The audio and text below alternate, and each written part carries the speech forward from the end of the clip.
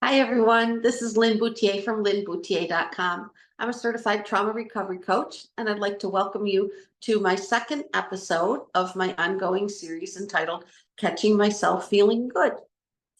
This is the story of how I can find ways that I notice that I feel okay. I feel good.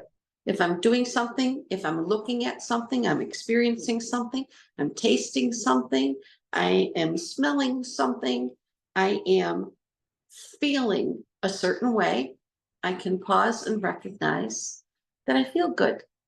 And feeling good, when we do it in a certain way, where we pay attention to it and just notice what comes up for us when we recognize, I feel good for this moment, or I feel okay for this moment. What are we doing? As trauma and abuse survivors, we are looking at something and having absolute proof that I am capable of feeling good. I'm beginning to recognize that there are times when I feel good. What does this do for us? It gives us a feeling of reconnection with ourselves, a feeling of reconnection with our environment, with other people, and with the world and the universe. And when we reconnect to ourselves and others, to our world, to our environment, to the universe, when we're doing that, we're creating new neural pathways in our brain. And we're interrupting the old patterns of recognizing what's wrong and what hurts, what happened, what caused pain, what caused humiliation, what caused suffering, what caused us to be just kind of going into a freeze state. Shutting down is a very common expression for it. Feel frozen or feel shut down. Well, we can begin to notice what comes up for us when we're doing certain things. So I'm going to give you an example of how I caught myself feeling good. This happened yesterday, late in the day, for a few weeks now, if the weather is cooperating. On Saturday evening and Sunday evening, I'll get my two little dogs ready. I'll get them in the car and I'll take them to Lake Erie. Lake Erie, obviously one of the Great Lakes. It's a little bit of a drive from where I live, but we can get there in about 40 minutes. And we get out of the car and we go to a beach that we normally go to. And I can't walk great distances for a long time because of my back, but I can go a short distance. And usually there's a place where the dogs can play in the water a little bit. And then, they get a short walk and then I can head back to the car with them. And we can just go for, a little bit more drive along the seashore. It's beautiful, or the lakeshore, I should say. They call it the Seaway Trail. But it is, essentially the Great Lakes. Many of us regard them as an inland freshwater sea. So this is the part that was making me feel pretty good. The first evening when I went there, Saturday evening, the lake was like glass. There was hardly there was no wind. It was just a light breeze. And you could just see the reflection on the water. It was just glassy and beautiful. It was so calm, so serene, and just stunningly beautiful. And then just 24 hours later, when I went back, there had been wind, there had been storms out over the lake, and the lake was just as angry and choppy and dark and brooding looking as a lake, this particular lake could ever look.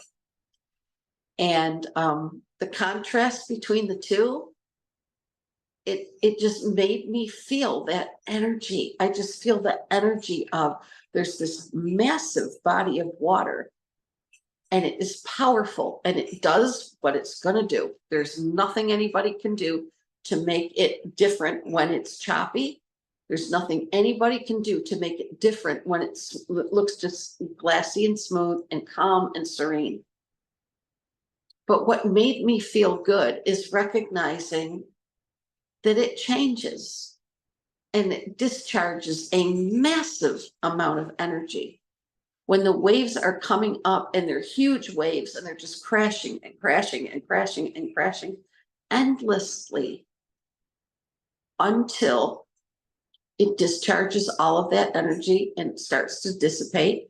And it can take literal days for the lake to go back to the way it normally would be if we didn't have a storm over it. Significant wind that would just push and push and push and push that water up to the shore.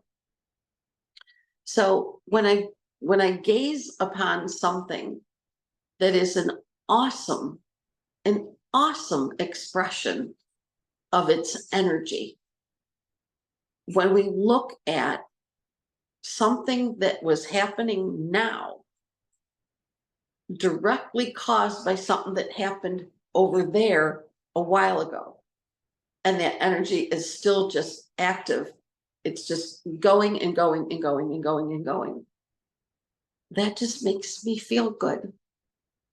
So I was there with my dogs, and if somebody had seen me, if they were looking at me, they would have maybe thought this lady has something a little odd about her, because I'm just standing there and just walking back and forth and letting them play in the water a little bit, because it wasn't dangerous for them. The waves were going, I mean, the shoreline was going way out and then rolling and then just coming right back in, and just come in and splash over our feet, and they'd jump back, and it was just incredible. And for me, the feeling of my dogs are having just pure delight over this. They just absolutely are enjoying every second of this. And then it's so funny to watch when they're trying to drink the lake and it recedes. They're like, oh, I'm thirsty. And they start to put their head down and get a drink, and it all just kind of goes away.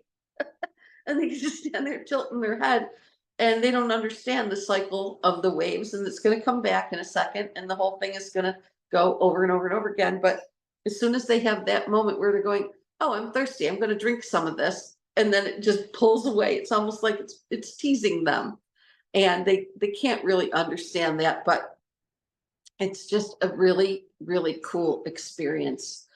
I understand what a unique experience it is in the world to live along the shore of one of the Great Lakes. And the city where I was born was on Lake Ontario.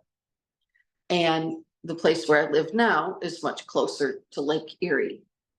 But I have never in my life lived any further than, 45 minutes away from, with a car drive, of course. Never lived more than 45 minutes away from one of the Great Lakes. And it's a really cool experience, and it makes me feel good. If you looked at it yesterday, you would have thought that you were at an Atlantic Ocean beach, except for there's no salt water. The waves were coming in so high and just absolutely astoundingly beautiful. I have actually been to beaches in Newport, Rhode Island on days where the waves were coming in much softer than what we were having yesterday. And so it's a powerful thing. It's a huge amount of energy. It's interesting. It's beautiful. It has a scent. Now, freshwater lakes, obviously, they don't have the saltwater smell. That's what a redundant thing to say, but they do have a smell. And I can't really describe it to you, but it is a smell. I personally do like the smell of the salt water better, but I'm completely satisfied with how wonderful it is to be next to Lake Erie and taking in every single bit of it through my senses, and recognizing that during those few minutes while I'm there, I feel really good. So I wanted to share that with you, because when we have the experience of feeling good, we can describe it, we can leverage it, we can hang on to it. It's now something that I had in my recent experience that I can go to as many times today and tomorrow and the day after that as I want to. I can keep going back and reliving it and reliving it and reliving it because it feels so good to do that. It's not obsessively so. I'm not talking about obsessing over it. I'm just saying I can say to myself, I know that if I just think about that and I take myself back there and I visualize I'm standing in the water and the waves keep coming and the dogs are having a great time and there's just absolutely nothing going on except for just pure sensory enjoyment. That really calms my system. It calms me, makes me feel connected to myself, makes me connected to my environment, and it makes me have a moment where I say, I know beyond a shadow of a doubt that I am able to feel good. And I just caught myself feeling good. And there's no feeling like it in the world. So I hope all of you enjoyed this moment of connection with me. I hope that today that you have a moment that comes up where you just go, oh, I just caught myself feeling good. And then you can just speak about it for a second on your inside. Ask yourself, what was it about that that felt good? Why did I like that so much? And what do I get from recognizing that I felt good? What do I get? For me, it's calmness, clarity, and connectedness. And I can't even describe to you how good those things feel. This has been a really good discussion. I hope that you join me next time for another episode of Catching Myself Feeling Good. I hope you have a really great day. I hope you have a peaceful day.